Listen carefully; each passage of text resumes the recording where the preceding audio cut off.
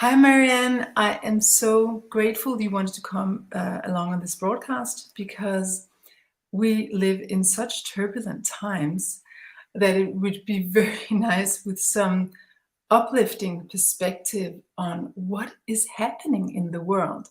Crisis everywhere we look, and this sense of like a held breath, like, and people not knowing, should I go left? Should I go right? What will happen to my job? What will happen to our company? What will happen to the energy situation? What will happen to the inflation situation? What will happen to the climate situation? What will happen to the biodiversity situation?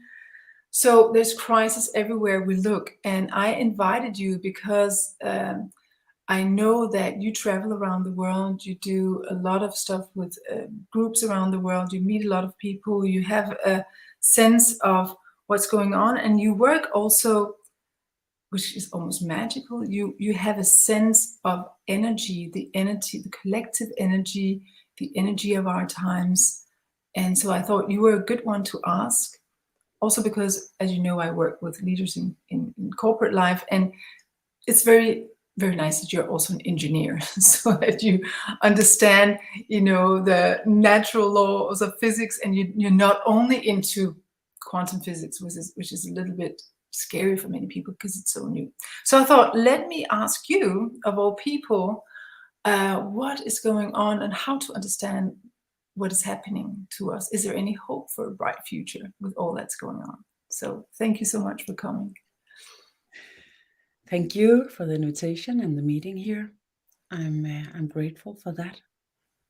Always pleasant to be in a meeting where we would like to raise the awareness and open our consciousness to a new level.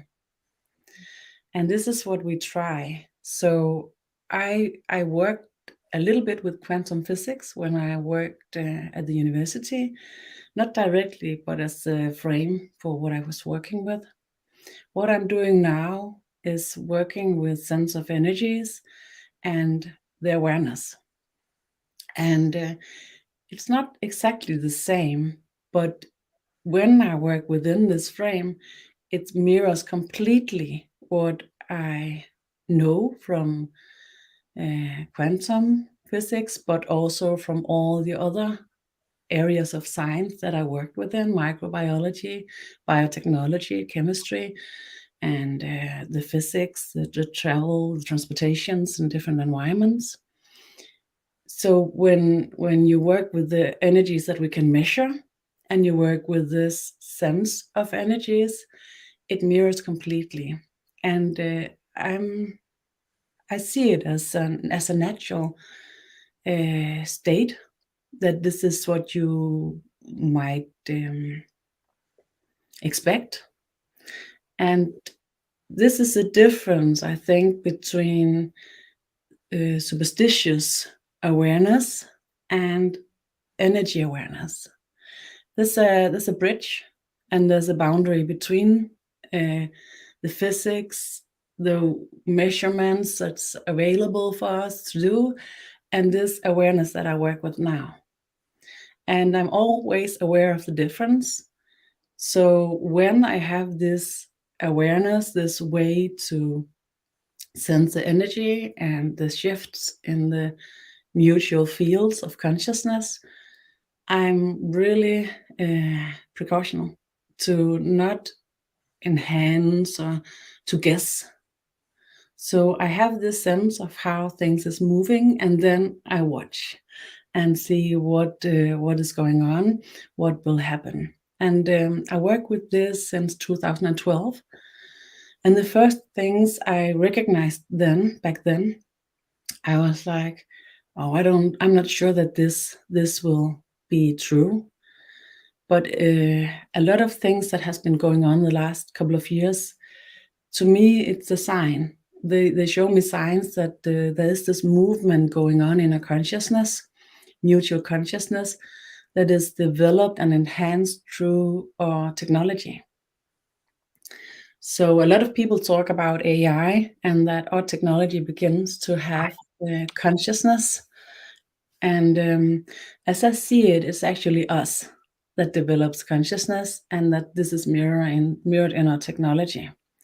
So we can develop technology that has the same capacity as we actually have, that we actually carry, and that we are opening our consciousness, we are widening, we are broadening our bandwidth of our consciousness by the usage of technology. And this access is also an access to have an overview, perspectives, and sometimes even insights into what is going on in other people's consciousness throughout the world and in different cultures. And this brings in a kind of awakening. And you could say, but it's not new. We have had radios and televisions for hundreds of years. But the difference is that we become really close, and that the information that's coming in is live sometimes, and it opens our connection with the world. And in this perspective, right where we are right now, it's a little bit different to comprehend and to reach, to be the container for all this information. It's like a sense of it's not possible to contain all this is what's going on. So we have crisis, and to be connected with these crises so inline as we are with this access, it gives us stress. But when you see it in a broader perspective, this is not new. So in earlier civilizations, there were crises as well. And the crisis is like a wave of existence. And the shift right now, as I see it, with this opening into our possibility to be witnesses and to be looking in through the windows, the shift that is possible is that we actually begin to open the door, each and every one of us, and begins to make a difference. And this is where our personal leadership steps in. And if we bring in this step, and if we walk through this door, each and every one of us, the shift will be a shift into balance, because each and every one of us needs balance. And if we have the possibility, we will demand balance. If we don't have an access through the door and we stand outside, what we will demand is access. And if we don't have this access to take the leaderships and to demand what we need and to get it, and this is not demanding, I would like a huge house, a vintage car. This is about, I need peace for myself and my children. I need a future. So these kind of demands, if you have a sense of I'm standing outside the window and I can get into where this will be decided upon, where the leadership is going on, then you will have different energies, different reactions that will open instead. So instead of walking in through the door and bringing in the leadership, you will begin to bang on the door, you will begin to demand, and your voice will grow, and it will be more and more unbalanced, because you get anxious and you get nervous because you don't have access. So if we go into the shift and we open the door and we walk in through this, then we have a huge possibility for bringing in balance by bringing in our personal leadership and bringing this to an advantage. And the difficulty is that actually when people stand outside the window looking in and they have this behavior, that it gets more and more nervous, more and more anxious, more and more angry. A lot of the people who is on the inside, they say, oh, we have to ensure that they're not coming in, because if they come in here and begins to have demands, then everything will destabilize. And this is from the old time. This is how it actually have been before, because there was a huge difference in learning capacities and availability to knowledge and wisdom. But through this access, through our technology, this is brought in now. So everybody, nearly everybody, begins to have access to this knowledge and wisdom. And if the shift is allowed, if we want to allow the shift to bring in this possibility, then as a system somehow, or steps somehow to bring this shift in, needs to be decided upon by the people who sits in the chairs and make the decisions. So this is what is difficult right now. It's difficult right now. How do we make this shift? How do we contribute to the development of our civilization into this new era type, where everybody knows and everybody have an access to demand what they need? And to bring in peace, we need to create a new system where every voice is heard and is brought in to support the decisions to grow into a broader perspective where everybody is taking in. And when we think about it, we will think, oh, it's not possible. Oh, how should this be taken into reality? Well, how should this be brought into reality? It's not possible. But when I have these reactions, and I often do, I think back to my childhood, when we have no internet, we have no cell phones. We will call each other by the wired phones, and we have to make appointments ahead, because we have had no possibility to be in connection on the road. I would never in any way have had the possibility to think of this reality that we are in right now with technology. So if we would like to go on this wave where the shift is going on so fast now that the acceleration is on the acceleration and on the acceleration, and if this is brought in and stabilized, it enhances the shift. But if it's not stabilized, it could destabilize. And as I see it, this shaking that we see in the world right now is because it's waving between stabilizing, destabilizing, stabilizing, destabilizing. And we have the powers, we have the possibility to stabilize. And I see a lot of patterns that opens around the world, that shows a shift towards stabilization. Even though what is going on is destabilization, I recognize the shift that goes into this more stabilizing than destabilization. And this brings me hope, as well as when I'm watching people all over, when I'm meeting them here and there and everywhere, I see this awakening of being aware and responsible, and kind of a perspective of a growth of responsibility, and that this responsibility seems to be aligned with availability to knowledge. So where there's a lack of knowledge, there's a lack of responsibility. Or when there's a lack of ability to contain the knowledge, the informations, it's the same.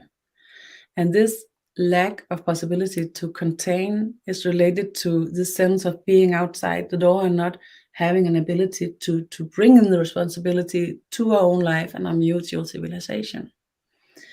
So this is the difficulty with this shift, especially actually to the leaders, because they are the one on the inside, and how they will contribute to this shift is what can give them a share in history. Because if we support this shift into opening the door and bring everybody's voice into bringing in the perspectives, then they will create the stabilization for our future. So it's really tense, it's really intense, and my hope is also watered by meeting leaders where I hear that they have this perspective, that brings this perspective in.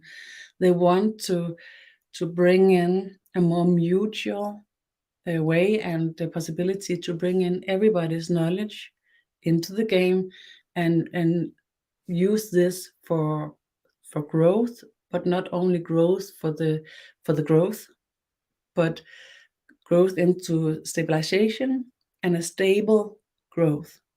And this is related to a lot of perspectives, a lot of different factors, and new things is opening everywhere. And I hear and I see that the perspective of the environment and people's wellness is a factor that is not only talked about. When I worked as an engineer, we have this perspective for our work, and we was writing it down. But the possibility to actually bring it into action was really small. So it was more like a leading star than it was actually action plans were this perspective. But as I see it now, the action plans is actually brought in now. So the companies and institutions begins to bring in this goals with perspective of environment and health and sustainability. Not only as a perspective of what we will gain and what we will reach, but we are doing it now. So to me, these different things, and when I bring it in together, and if everybody is taking their part and bring it into action as good as we can, then I for sure see hopes. And I see the technologies, I see the wisdom, I see the different science capacities. And if you bring them together, right now it's like a lot of different science lines or apartments. They work strongly by their passions and their path. So this means that if there's an action in an area, a lot of wisdom and knowledge, science is developing. And then in other areas where there's not so much awareness, or it's not brought up so much in people's awareness, then it's lesser active. And if we change this into a perspective where we see but which kind of science do we need to support, which kind of development do we need to support in the broader perspective and on the longer view. So if we both in the private companies and in the institutions, the universities and the other areas where you develop science and you work with the integration of science into reality, if you begin to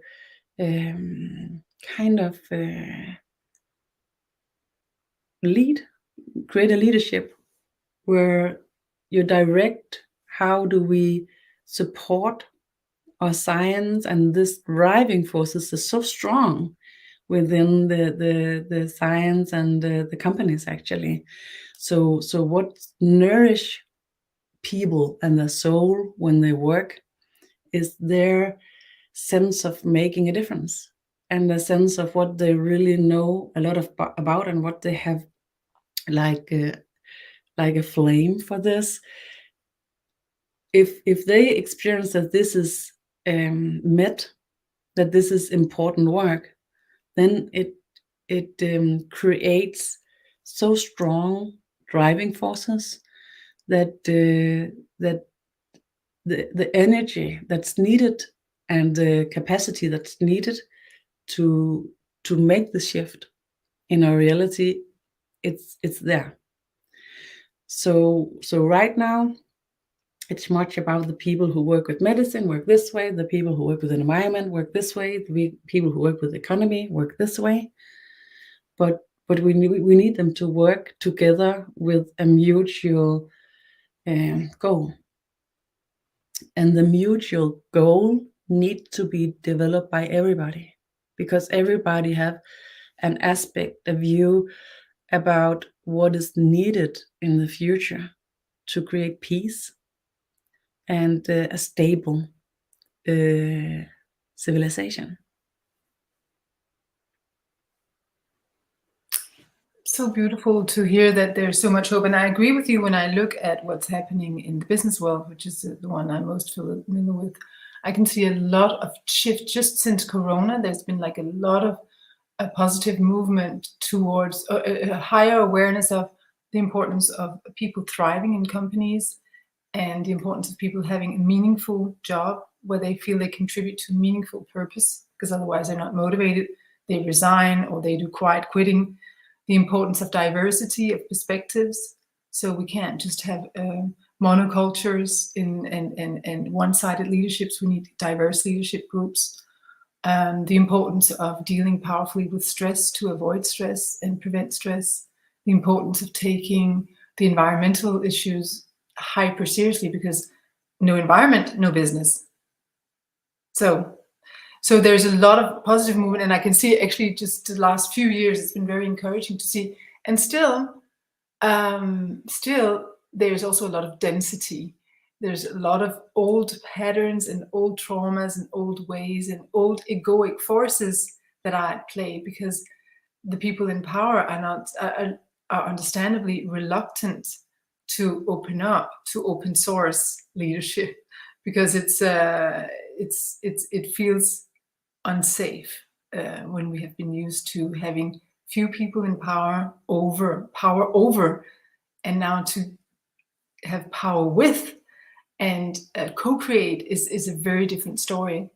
But I'm sure we're going to get there, because many more people are taking leadership. I see a lot of people in corporations, they don't wait for the company to get aligned with the new era. They take an initiative themselves. They come to a leadership training, or they go and do their thing. They quit their jobs and start on their own. So and that is making corporations listen more to, okay, if we don't want to lose our most creative, innovative talent, we need to do something to attract them. We need to listen to them and give them more power.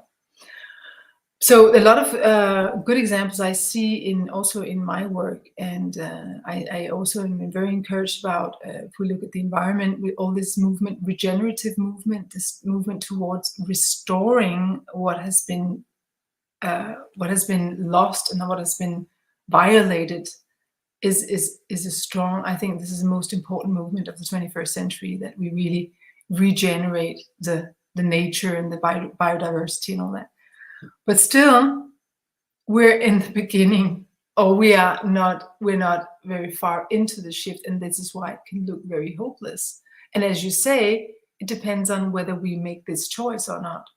So I'd like to ask you, what do you see of positive examples? You talked about before, you when you travel around and you speak to people, what do you see of positive, encouraging examples of the movement happening, just so people get some concrete examples of how do we see this? How do you see this? Actually, I don't have to go abroad or travel to see this. And one of the things was the Corona situation. Mm-hmm. And because I worked before with microbiology and molecular biology, then I had a sense of what was going on. I worked with it within a different area, but still. And I have been working with environmental cleanups and investigations and risk assessments. So this is also my area. And what when I worked as an engineer, what was my biggest complaint was that we are not enough proactive.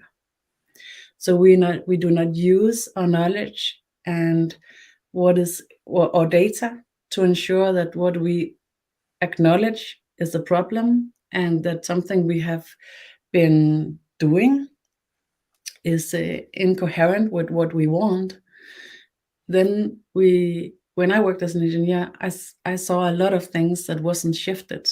So we were cleaning up in one area, and at the same time they were pouring out different substances in another area.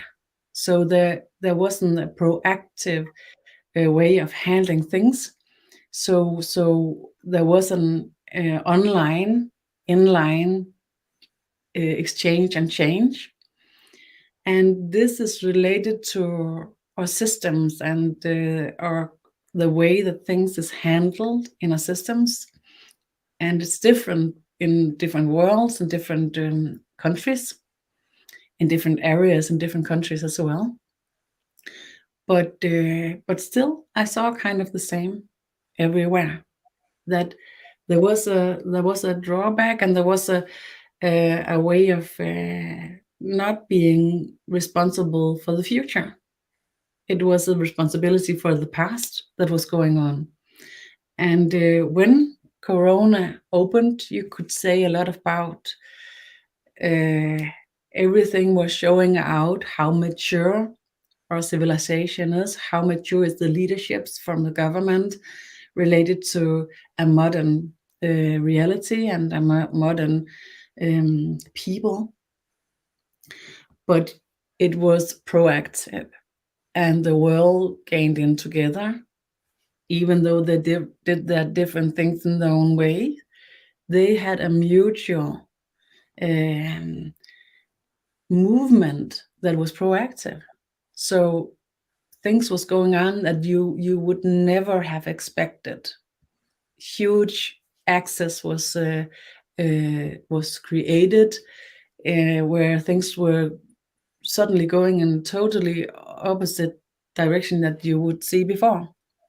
So just the proactive reaction that this was going on, and it was worldwide, this brought me hope and showed me that the shift is happening, because I have never seen it before.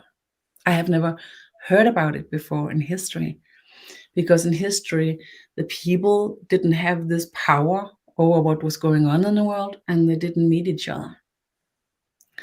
So what we're reaching here now is that the shift also is about that we begin to have power over what is going on in the world. And because we have only been connected to the now and the past, until now, we have been pretty disgusting. So we have spilled a lot all over the world, created a lot of unbalances, both in the environment, but also in societies and in the companies, in the way that the leadership is going on, also in the different governmental ways of doing things. But this shift where we begin to take the future in and bring in the future in the perspective of the leaderships. This is a shift where you were talking about that the people who is in the leaderships and that they have this difficulties in bringing in the mutual leaderships. They also, it's really important to acknowledge that they have wisdom. They have an integrated sense of what is possible. And even when they want to support the shift, they know things about what is going on and what is possible. So it's important to bring this in as a mutual shift, a collective shift where we connect with what somebody is really embedded in the past and brings in the data and the knowledge from the past, and with somebody, they connect with somebody who brings in the future, because they have this capacity to use all the new possibilities and have these visions, and is connected to the enhanced capacities of our consciousness that goes with the technologies. And a lot of the people that is deeply connected with the past, they don't carry the same capacity to broaden in their visions or the way of handling data as the new era people, you can say so. But both is needed, because if you only work with the visions from the future and you're not embedded in the past, then you will destabilize the foundation that's already created. And it's really important to see how much is created, how much is here that wasn't here for 100 years or 200 years, that we have this experience that we are in the leap right now, we're in this shift, but this shift has been going on for hundreds of years. So if you go back 1,000 years, the world that you see here is so different that it would be like going into an adventure. So it's already a huge shift that's going on and has been going on, and or the frame in reality, or buildings, or ways of handling, or economics, everything is stabilized within frames. And it's really important that the people who knows about this, that they are taking in as wisdom carrier, that they're not seen as a disturbance or a blockage, that they are actually the one who knows which questions needs to be answered before we can go ahead without destabilizing. And that's a problem right now, because what is going on is that a lot of the power is given to the people and to everybody through this access with the internet, and a lot of flows is opening, and the people, some of the leaders, they're sitting really strongly, no, you're not allowed in here. And some is like going the other direction. What you want, I'll give it to you in different areas. So we need the ones that stays aligned with the past and is open towards the future. It's not too much in the future and not too much in the past. And nobody can carry this by themselves. So it needs to be a collaboration. It needs to be a way of ensuring that what is going on is founded in reality, with an opening towards possibilities.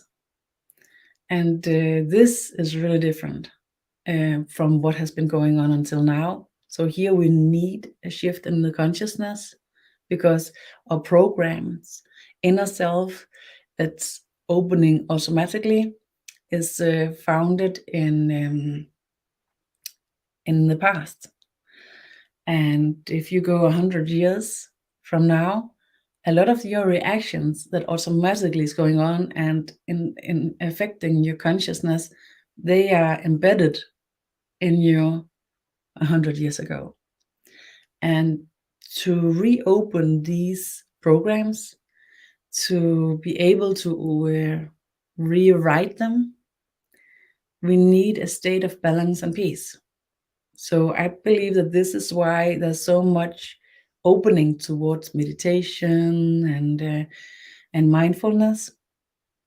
It's because when we are in this leap, in this shift, and our programs can't follow, we will begin to have stress, being anxious, have a sense of destabilizations within ourselves. And as I see it, this is what is wavering out in our mutual consciousness or world. is this inner stress that comes from our programs not being able to follow. So this is the reason why I work with these perspectives that comes in when I have my visions, and also taking in the data from reality, and work with finding peace within ourselves and in our mutual capacities. And the mutual capacities, as I see it, is the future. So to find out how to bring them at work, and how to do it with a foundation in the past, and an opening to the data from the now, and then have our vision in the future. Then we have the capacities right now, and we have actually carried it for a long time for bringing in this co-creation process. And if we bring in the co-creation process in the perspectives I have, the crush or the difficulties, the problems that we create in the world right now, because we have the power to do it, we can turn this around in a quite short while, and balancing it in reality. And if you go into watch each and every problem and putting them equal in yourself, you will be stressed and overwhelmed from the data, and you will push it out and stay in the past. So to be able to carry in your capacity for the shift, to focus on what can I do? What do I comprehend? What do I understand? And in this area where I understand and comprehend and I have a power, how can I use this power to support the shift?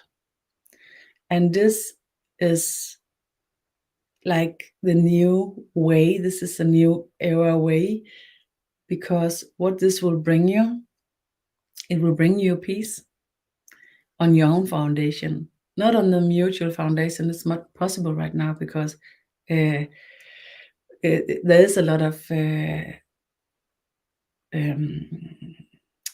shattering in our world right now. So it's not possible to bring your peace in there. But if you bring your peace in with this area where you have your power and you use your power, you will begin to create a positive spiral of bringing in more peace, more power, more peace, more power. And then you will be able to stand in this founded way of being connected with the past, taking the data in from the now, and have your vision in the future. And then we will be able to mutually create a movement that can, in such short a while we can't imagine, change the world into a place where we in the world would have the same possibility. In the world, we have the possibility to bring in our knowledge, our powers, our capacities to support the world to be more at peace, to every people on earth to be more at peace. And what this brings us is a nourishing, and also that we support our highest and deepest self to be satisfied. And when our highest and deepest self is satisfied, our programs will update by itself. So then the stress in every people that has a stress related to that they have this shift in the consciousness and their old program is dragging them down, then this will be released. But only when this is going on, it will be released. Because as long as things is going on in the old ways, the old program will be activated. So in the shift, working with the mindfulness access, the meditation, or as I work with it in a modern way, it's about focusing. It's about in a stable, focused manner, use your capacity to ensure that all your bandwidth in your consciousness is used for something that makes sense to you and that is coherent with what your goals are in all your layers.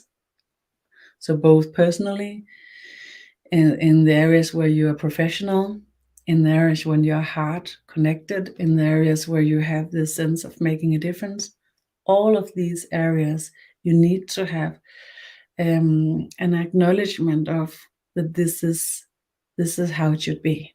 Then you bring in the peace, and then you are able to reprogram the old programs that was only connected in the past. And the difficulty right now is also that some people, they are easily deprogrammed and some is not. As you talked about, you made the different types, and this can create like a fight over what is right and what is wrong. And there's nothing more than this fight that that creates a loss of energy. And the loss of energy is both in each and every one of us, but it's also in the process.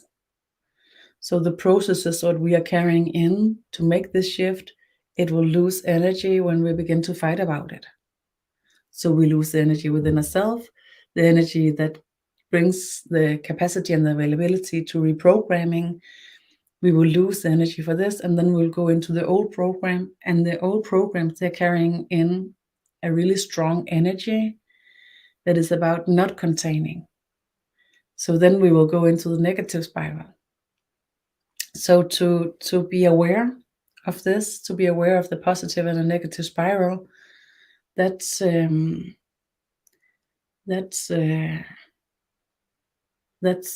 what's most important right now, as I see it.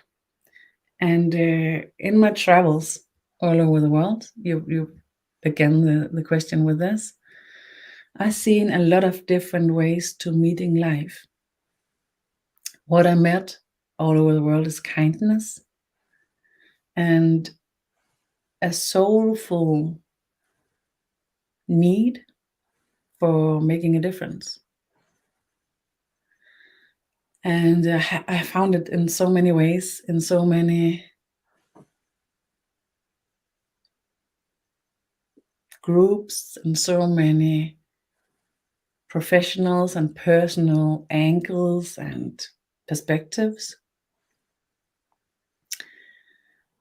that if I see this brought in together by this shift where we begin to be more and more united and we go into the positive spiral, then I am so satisfied with being both a guest and participate in this shift. It makes so much sense. You said a lot of different things in your answering, and one of the things I'd like to draw out is the importance of personal leadership. That to no longer think that the leadership is for leaders on top of some pyramid, but to understand that now everyone's leadership is very important. And I think that Corona also showed us how we affect each other, how fast we affect each other, and how long those chains of affections are. So it's not only the person you meet, but it's the person you meet, and that you might say something that person brings forth and that affects somebody else. It's like, it's really, we are so connected. And I think Corona showed us that, how contagious we are, both when it comes to a virus, but certainly also when it comes to a positive virus, such as inner peace or an open heart or forgiveness or gratitude or good health or humor or laughter or loving connections or whatever it could be. We can also contaminate with that or affect each other with that. So I think this is important to remember that, or to really understand that no one is an island and no one is not important. I think this is so important to stress, because we have a tendency to think, well, it's part of our old brain to give up. So to think, well, little me, what can I do or be? I talk to so many leaders in organizations who are like, oh, they feel like they're banging against a wall in the health system that is so doing its own thing like it always did. It doesn't take in alternative angles or see things differently. The doctors are like, oh my gosh, the more holistic doctors are like, we can't be in this system. Or in the schools, when the school system is old-fashioned, the teacher's like, oh, I can't be in this old-fashioned systems. I get stressed from it. Or in corporations, I see a lot of leaders say, I can't keep saying we should do things differently and not be heard. So that's why we see this corporate exodus. But still, I really think we both have the sense that it's important to keep speaking up, to keep sensing what you're sensing, keep working with your own inner peace and your own shedding of old destructive programming, because we have a lot of constructive programming from our ancestors and from the collective. But the destructive parts, the traumatized part, the fear-based parts, we can let go of those slowly but surely and help each other do that, and then keep contributing with what we sense is keep voting for the future we'd like to participate in. I mean, keep participating in the change we want to experience for ourselves and our children. And I think this, the Margaret Mead quote, that the anthropologist who said, "Never doubt that a small group of committed citizens can change the world. Indeed, it's the only thing that ever has."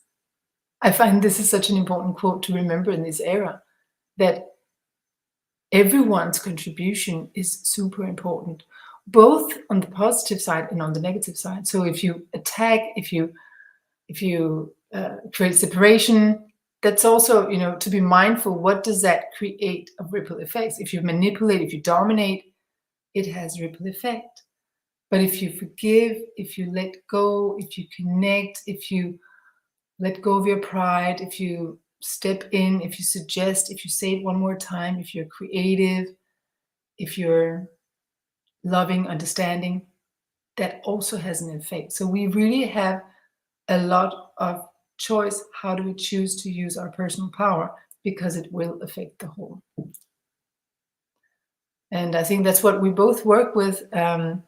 You are a master of, I have seen you sometimes you participate in my leadership programs, and I've seen you being masterful at spotting destructive programming and helping to adjust it.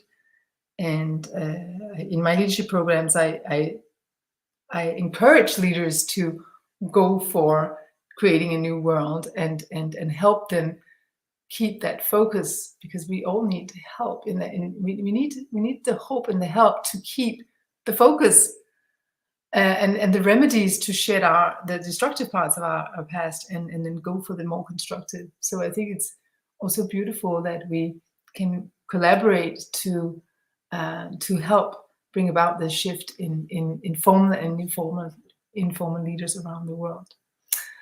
So our time is about to come up, but if you have a last piece of advice, if you want, I want to give you the last word in this, and if you have something you want to say as what can individuals do to keep up with this positive shift. I want to remind you that in the beginning said, if we choose this opportunity, because it's not a sure thing.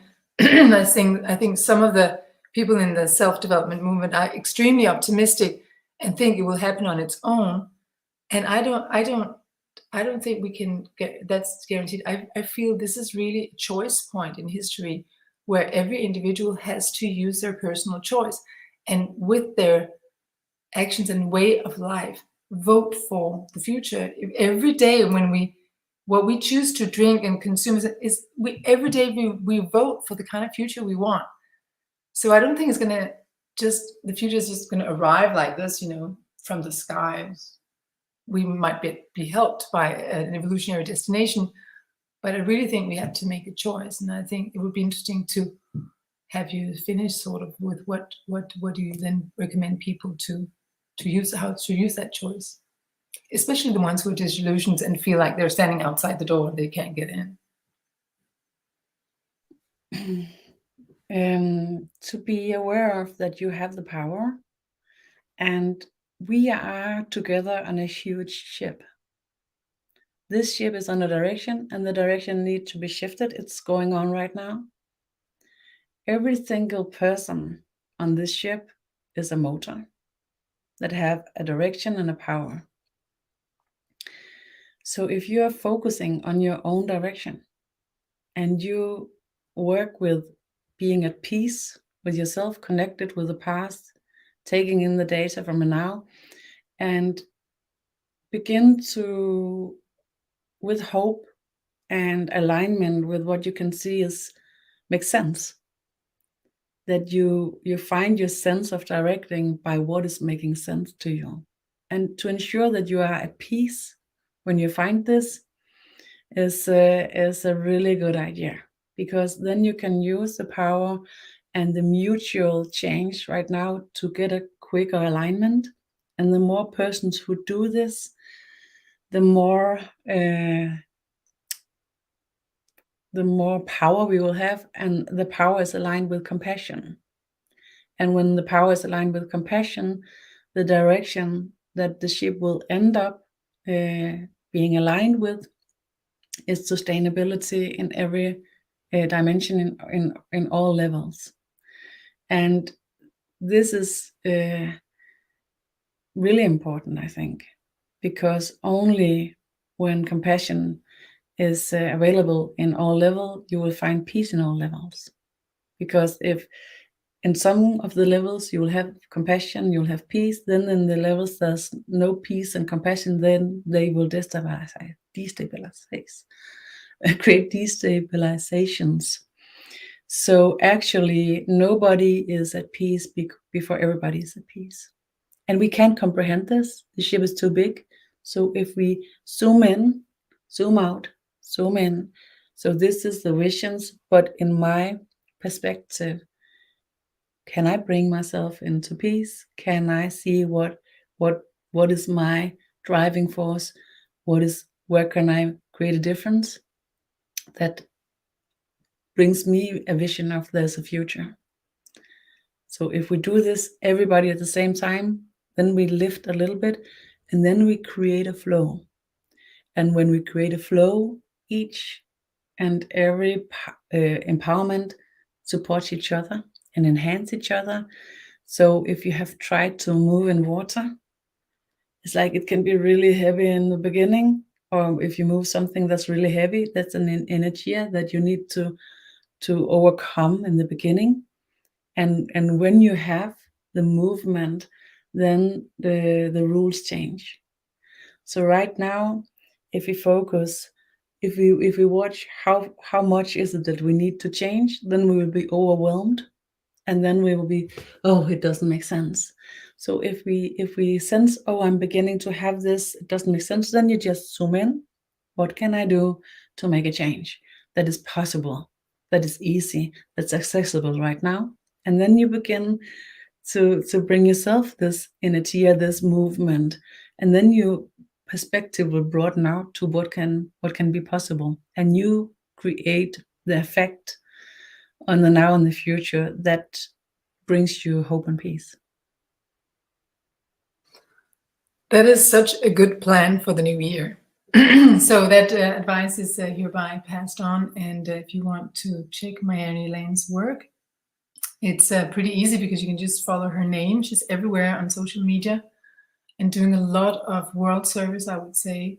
A lot of, there's so many options to check your work for free. Even your full moon meditations, your YouTube channel, your TikTok channel. And it's like a smorgasbord of just so much support that you give to people. I really want to acknowledge you for that. And if you are into leadership, I also have these leadership trainings that you can check out if you want, illuminateleadership.com. So thank you so much for this beautiful morning, and thank you for your work, and thank you for your hopeful perspectives. So it will not be the last time I ask you, because every time I ask you to give some perspective, it's always new and refreshing. You can be sure that Marianne always talks from the updated version of reality, because that's your specialty, to just get the updates all the time. So it's you have not digged out this information in old books. You always listen to the updates, and I really appreciate that. All right, everyone, thank you for watching, and hopefully you will be able to use this for some constructive personal leadership at home, at work, and in the world. Thank you so much.